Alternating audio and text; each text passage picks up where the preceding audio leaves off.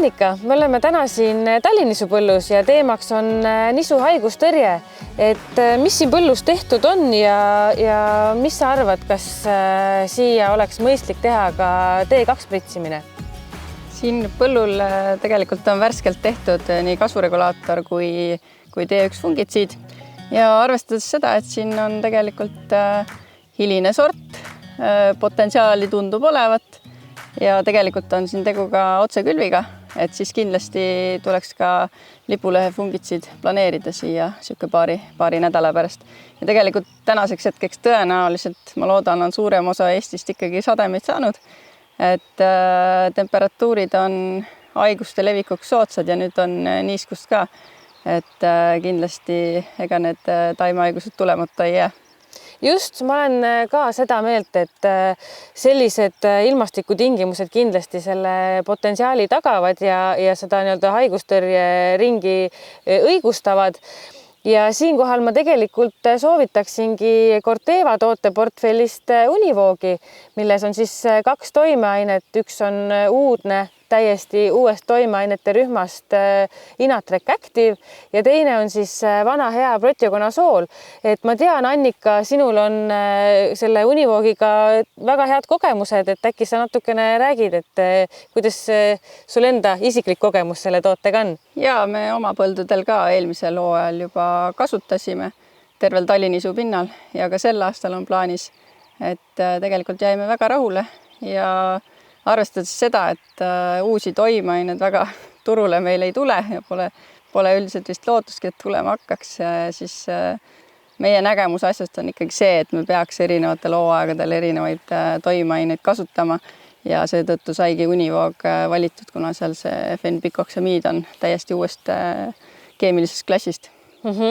Just, ja see uus keemiline klass tagab ka selle efektiivsuse, et vanad head toimeained justkui töötavad ka, aga miks mitte kasutada midagi uut ja täiesti efektiivset, et tegelikult meil Eestis teeb helelaiksuse uuringuid, õigemini resistentsuse uuringuid Maaelu Teadmuskeskus ja tegelikult viimaste aastate tulemused näitavad seda, et kõige efektiivsemad toimeained just helelaiksuse tõrjel ongi fenbikoksamiid ehk siis Inatrec Active ja samamoodi Proteogonasool. Mis ju tegelikult fungitsiidi puhul ei ole vähem oluline, on ju formulatsioon.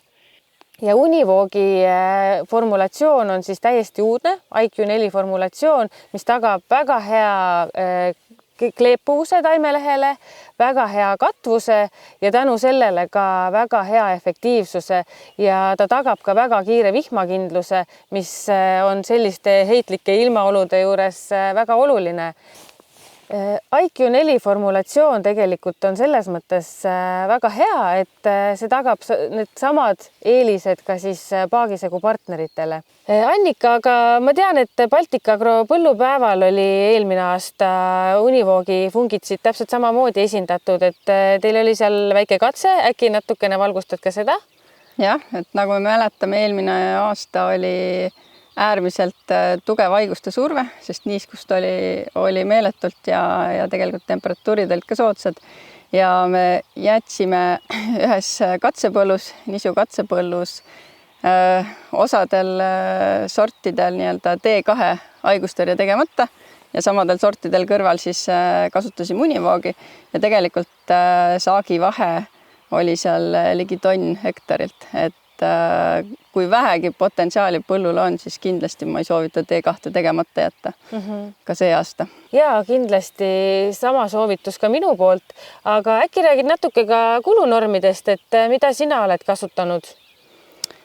Univoogi puhul meie eelmine aasta tõstsime ikkagi kulunormi 1,2 liitri hektari peale. Et tegelikult ametlik registreeritud norm ongi 1,2 kuni 1,5 liitrit hektarile ja kuna eelmine aasta ikkagi olid soodsad tingimused haiguste levikuks, et siis 1,2-ga me põllule läksimegi. jah, kulunormidest rääkides, siis tõsi on, et mida pikemat ajaakent siis nii-öelda see fungitsiid katma peab, seda suuremat kulunormi me kasutada soovitame.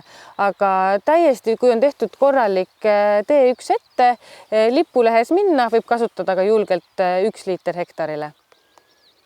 Ja kindlasti veekuluna soovitame kasutada 200 liitrit hektarile.